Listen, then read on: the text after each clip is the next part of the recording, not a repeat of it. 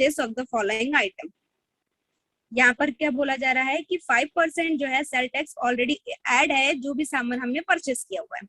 Then find the selling price, आपको उसका selling price find करना है। एक शर्ट है, शर्ट विद प्राइस ऑफ 200, फिर 5 kg sugar at the rate of ₹30 पर केजी। ठीक है, मतलब 5% सेल टैक्स एडेड है जो भी हमने सामान यहाँ पर परचेस किया हुआ है। आप देखते हैं first shirt with price of ₹200। देखो शर्ट का एक्चुअल प्राइस कितना है, 200 है, सेल टैक्स कितना बोला उसने, 5% बोला। ठीक है, तो यहाँ पर हम देखते हैं 200 प्लस यहाँ पे 5% ऑफ 200, मतलब जो आपका एक्चुअल प्राइस था उसी का आपको 5% निकालना है। तो यहाँ पर हमने उसका 5% निकालना, मतलब 5/100 कट किया तो आंसर कितना आया, 10। तो उसका सेलिंग प्राइस क्या हुआ, 200 में 10 को ऐड कर दिए, 210 आ गया। क्वेश्चन ने सिर्फ इतना बोला था कि जो उसका एक्चुअल प्राइस है उसका आपको सेल टैक्स निकालना है 5% और उसमें ऐड कर देना है। तो जो हमारा एक्चुअल प्राइस था उसका हमने 5% सेल टैक्स निकाला, जो सेल टैक्स आता है उसको उसमें ऐड कर दिया, तो ये इसकी क्या हो गई, सेलिंग करने की प्राइस आ गई। ठीक है, नेक्स्ट आपको यहाँ पर selling price of the shirt is 210। Second इसमें बोला गया था कि 5 kg sugar at the rate of ₹30 पर केजी। कौन बात कर रहा है, विजय कुमार, अपना माइक ऑफ करेंगे। नेक्स्ट आपको बोला था 5 kg sugar at the rate of 30 पर केजी। ठीक है, 5 kg शुगर का आपको रेट फाइंड करना है, जिसमें बोला गया है कि पर केजी 30 रुपीज था। ठीक है, इसमें इसका आपको 5% सेल टैक्स निकालना है। सेल टैक्स के बाद कितना प्राइस होता है, तो यहाँ पर 1 kg शुगर का प्राइस कितना है, 30, तो 5 kg शुगर का प्राइस कितना हो जाएगा, 30 × 5 = 150। ठीक है, तो यहाँ पर आपको 150 तो हमको मालूम चल गया कि कितना प्राइस था उसका, 150। 150 का ही क्या निकालना है, 5%। 150 का 5% हमने निकाला, जो वैल्यू हमारे पास कट कर में पर आएगी तो कितना आ रहा है, 7.5। उसी को हम 150 में ऐड कर देंगे तो हमारे पास आंसर आ जाएगा 157.50। तो 5 kg शुगर का 5% सेल टैक्स के बाद जो प्राइस होता है वो कितना हो जाता है, 157.50 रुपीज। क्लियर है इतना? Yes ma'am. Yes ma'am. Yes ma'am. Question number 9 and 10 आप देखेंगे। Sarita bought a cooler of rupees including a tax of 15%. What was the price of cooler before tax? Question ने आपको क्या बोला है कि 15% इसके अंदर टैक्स ऑलरेडी इंक्लूड है। आपको बताना है कि जब यहाँ से हम टैक्स को हटा देते, 15% टैक्स जो है वो उसके पहले उसका प्राइस कितना था। समझ में आ रहा है क्या बोल रहे हैं? Yes ma'am.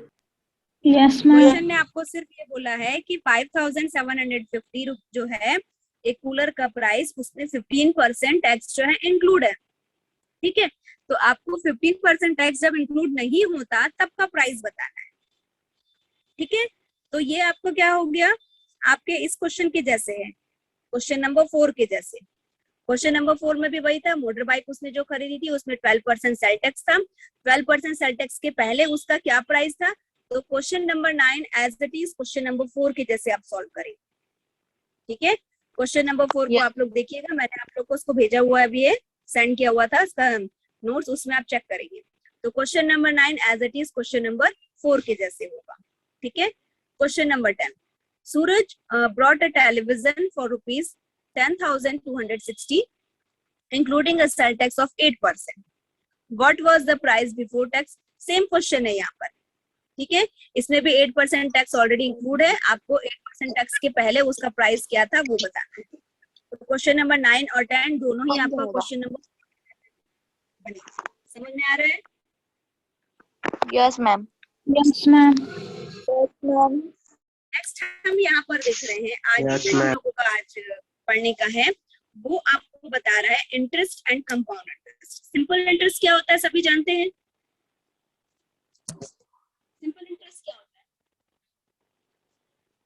क्या फॉर्मूला है सिंपल इंटरेस्ट का?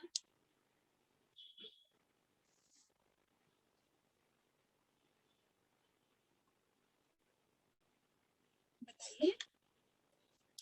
सिंपल इंटरेस्ट नहीं पढ़ा आप लोग ने, कैलकुलेट में सिंपल इंटरेस्ट पढ़ा है ना?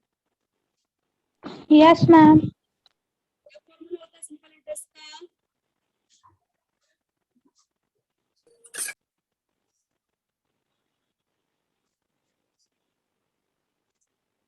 सिंपल सा फॉर्मूला भी आप लोगों को याद नहीं है। सिंपल इंटरेस्ट का formula is principal into rate into time by 100। सुना है कभी इस फॉर्मूले को, पढ़ा है? Yes, ma'am. तो फिर जब पूछते हैं तो जवाब क्यों नहीं आता? सिंपल इंटरेस्ट का फॉर्मूला नहीं मालूम आप लोगों को?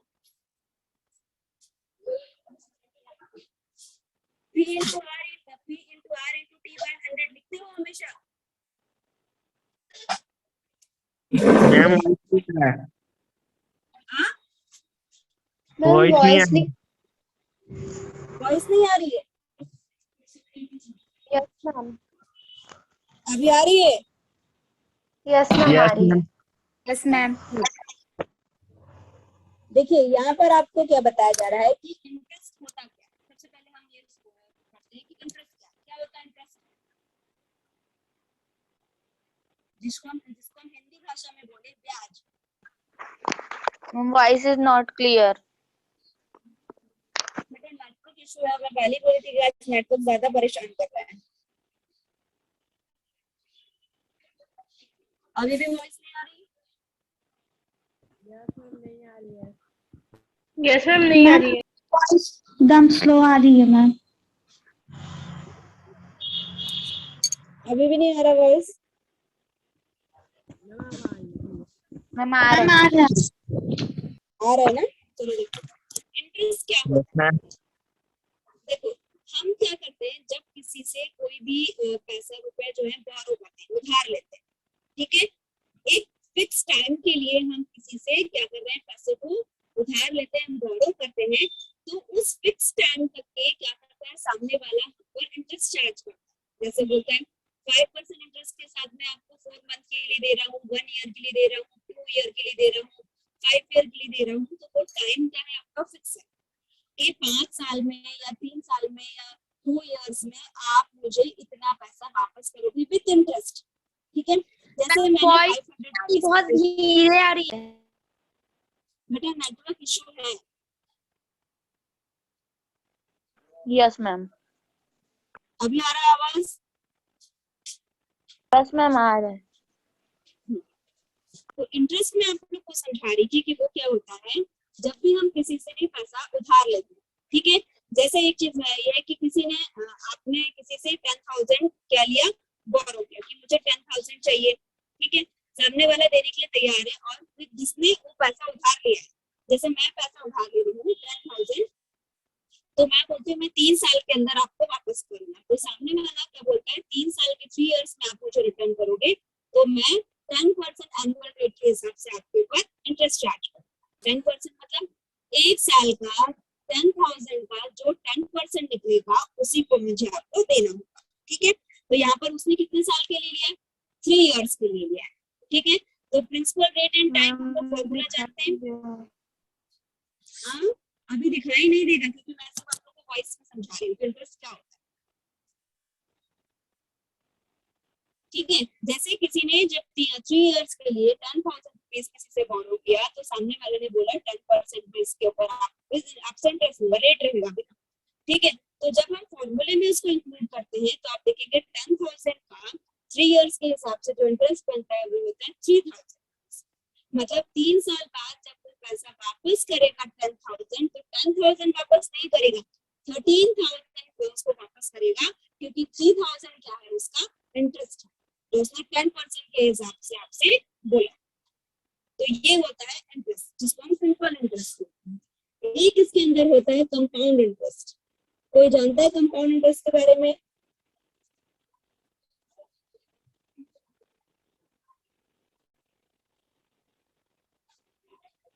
वॉइस आ रही है या नहीं आ रही है? मैम आ रही है। मैम आ रही है ना? मैम क्लियर नहीं है। अभी भी वॉइस क्लियर नहीं आ रहा है? No ma'am. आ रहा है मैम। यस मैम अब आ रहा है। देखो इंटरेस्ट और कंपाउंड इंटरेस्ट आप लोग ने पिछले साल भी पढ़ा है कि कंपाउंड इंटरेस्ट क्या होता है, पढ़ा है या नहीं? यस मैम पढ़े हैं। Yes ma'am. कोई बता सकता है कंपाउंड इंटरेस्ट क्या होता है? हाँ? बताइए। Amount plus principal. Amount plus principal, लेकिन वो निकलता कैसे? देखिए, फॉर एग्जाम्पल मैंने किसी से जो है पैसा उधार लिया, जैसे 2 लाख मैंने किसी से बोरो किया है, कितने साल के लिए? 4 इयर्स के लिए लिया है, 8% एनुअल रेट के साथ, ठीक है। अब यहाँ पर कंडीशन ये रहती है कि हर साल आपको, the condition was the would have to pay the interest at the end of the year. मतलब किसका माइक ऑन है? माइक ऑफ कर दीजिए। साल के एंड में आपको क्या करना होता है? वो पैसा जो है इंटरेस्ट के साथ देना होता है। मतलब 1 साल का जो इंटरेस्ट निकलता है उसको हम क्या करते हैं? हर साल इंक्लूड करते जाते हैं। वो आपका क्या बनते जाता है? कंपाउंड इंटरेस्ट बनते जाता है। मतलब जैसे 1 साल का इंटरेस्ट कितना होगा? फॉर एग्जाम्पल यहाँ पर 8% हमने लिया, तो 1 साल का जो इंटरेस्ट हमने लिया वो कितना है? 8% है। अब 8% इंटरेस्ट के साथ उस साल का कितना हो जाता है? 16,000 रुपीज हो जाता है। तो 16,000 जो रहता है, पहला जो हमने उसको बोरो किया था वो आपका क्या था? प्रिंसिपल में वो ऐड हो जाता है, ठीक है। अब वो किसके लिए बन जाएगा? सेकंड ईयर के लिए वो आपका प्रिंसिपल बन जाएगा। फिर सेकंड ईयर में जब हम उसका सिंपल इंटरेस्ट निकालेंगे तो वो जो इंटरेस्ट आएगा वो जो थर्ड ईयर के लिए क्या करेंगे? उस इंटरेस्ट को प्रिंसिपल में फिर ऐड कर देंगे, तो वो आपका थर्ड ईयर का क्या बन जाता है? आपका प्रिंसिपल बन जाता है। इस तरह से एक्स्ट्रा अमाउंट जो होता है उसके अंदर ऐड होते रहता है, तो वो आपका बनता है कंपाउंड इंटरेस्ट, ठीक है। समझ में आ रहा है कंपाउंड इंटरेस्ट क्या होता है? Yes ma'am. Yes ma'am. मतलब ऐसा आप ये भी बोल सकते हो जैसे कि मैंने किसी से पैसे उधार लिए थे और बोला था मैं 3 साल के अंदर उसको वापस कर दूंगा, लेकिन फॉर एग्जांपल कि मैं उसे 3 साल में वापस नहीं कर सकती, ठीक है। तब सामने वाला ये बोलेगा कि ठीक है कितने साल में वापस करूंगी, तो मैं बोलती हूँ कि मुझे 2 साल का समय और दे दीजिए। तब जो मुझे वापस करना होगा वो क्या होगा? 3 साल का जो इंटरेस्ट उसके ऊपर बन चुका है, वो इंटरेस्ट अब जो एक्चुअल अमाउंट था, जैसे मैंने 10,000 लिया था, 3 साल का जो इंटरेस्ट बनता वो 3,000 था, ठीक है। तो अब मैम मुझे 2 साल के लिए और समय चाहिए। हाँ, पिक्चर शो नहीं हो रहा है। पिक्चर शो हो ही नहीं रहा है क्योंकि मैंने ऑन ही नहीं किया है। मैं आपको तो सिर्फ एक्सप्लेन कर रही हूँ ना, क्वेश्चन नहीं देख बता रही हूँ, सिर्फ कंपाउंड इंटरेस्ट क्या होता है वो एक्सप्लेन। सुनाई आ रहा है ना सभी को? Yes ma'am. Yes ma'am. Yes ma'am. Yes ma'am. तो यहाँ पर आपको वही मैं बता रही थी कि जैसे जब मैंने किसी से जो है पैसा उधार लिया था तो वो 10,000 था, 3 इयर्स का उसका इंटरेस्ट जो रहता है वो 3,000 था, मतलब टोटल अमाउंट कितना हो गया? 13,000 हो गया। लेकिन मैंने क्या बोला कि मैं 3 साल के अंदर कोई पैसा वापस नहीं कर पा रहा हूँ, मुझे 2 साल का समय और दे दो। तब जो मेरा अब नया अमाउंट क्या हो गया? वो हो गया 13,000। अब 13,000 पे आने वाले 2 साल तक का जो इंटरेस्ट होगा वो इंटरेस्ट के साथ मुझे वो पैसा वापस करना है। तो ये क्या बन जाता है? Compound interest. साल भर का जो भी इंटरेस्ट आता है वो आपके प्रिंसिपल में ऐड हो जाता है, वो सेकंड ईयर के लिए प्रिंसिपल बन जाता है। सेकंड ईयर में भी जो भी इंटरेस्ट आया वो फिर से प्रिंसिपल में ऐड हो जाता है, वो थर्ड ईयर के लिए आपका प्रिंसिपल बन जाता है। ऐसा जब हम काउंट करते जाते हैं तो वो आपका कंपाउंड इंटरेस्ट बन जाता है, ठीक है। Yes ma'am. कंपाउंड इंटरेस्ट के जो रहते हैं 2 फॉर्मूले हैं, एक हम अमाउंट से भी निकालते हैं, दूसरा हम डायरेक्ट कंपाउंड इंटरेस्ट से भी निकालते हैं, ठीक है। तो ये वाला क्वेश्चन जो है उसको हम कल स्टार्ट करेंगे। आज आप लोग इतना ही समझिए और इसके जो नोट्स है वो मैं आप लोग को सेंड कर रही हूँ। और क्वेश्चन नंबर 9 और 10 को आपको मैंने बोला है वो आप खुद से बनाएं, ठीक है। Yes yes ma'am. Yes ma'am. Thank you, मैं ma'am. मीटिंग लीव कर रही हूँ, Have a nice day, ma'am. Notes को देख लें। Ma'am. Okay. Thank you ma'am.